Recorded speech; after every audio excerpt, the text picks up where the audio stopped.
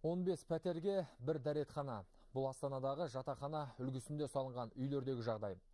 Баспаналардағы жағымсыз иісті айтпағанда, құрылыс саласы да сын көтермейді.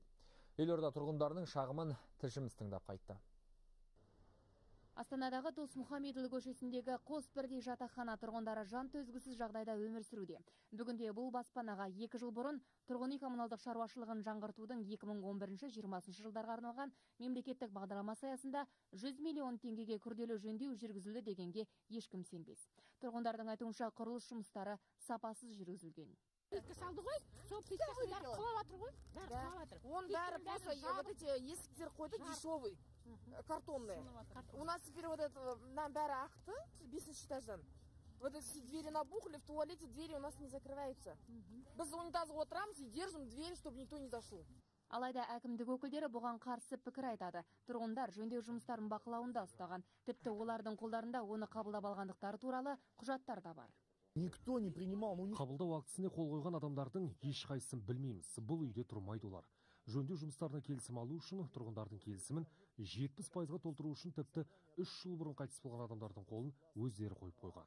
Бұл жерде 70% тұрғындардың келісім берген. Қабылдап алу актісіне осы пәтер иелерінің көбісі жалға беруге пәтер жалға алушылар болғандықтан 3 пәтер иесі жаңағыдай комиссия составында болған. Бұл кісілер Жатақхана үлгісіндегі үйлерде 30 пәтерге 2 дәретхана қарастырылған, сондықтан әркім өзіне қолайлы етіп кәріз желісін орнатып алған. Құбырдың дұрыс тартылмауынан барлық сарқын су жертөлеге барып құйылуда.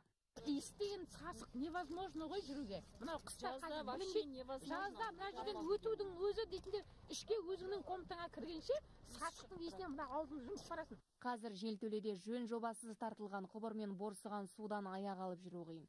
Арнайы бөлме жасау үшін сәулет және қала құрылысы мекемесімен көршілердің келісімі керектігін білмейді де. Он словесно сказал, можно. Рұқсат қағазы жоқ. Пәтер иелері кооперативінің төрағасы ауызша рұқсатын берді. Дәретханамды бұзудың қажеті жоқ. Керек десеңіз, өзім алып тастаймын. Қайта жобалауға рұқсат алу үшін пәтер иелері кооперативінің де келісімі керек, бірақ ол құжат толық заңды құқық бере алмайды. Біздің оған ешқандай қатысымыз жоқ.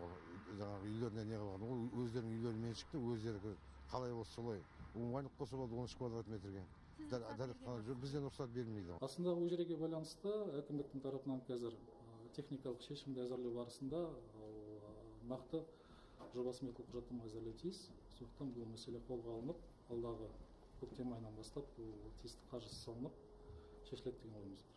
Өңірлік даму министрлігі мамандарының айтуынша 2 жыл бұрын жатақханаға күрделі жөндеу жүргізген мердігер компания қайта қалпына келтіру жұмыстарын жүргізеді. Ал сарқын су басқан жертөлемен заңсыз тартылған құбырлар мәселесін тұрғындардың КСК-мен бірлесе шешулеріне тура келеді. Мөлдір Доспаева, Бақтияр Рзаев, Өмірбек Ізімов, Астана.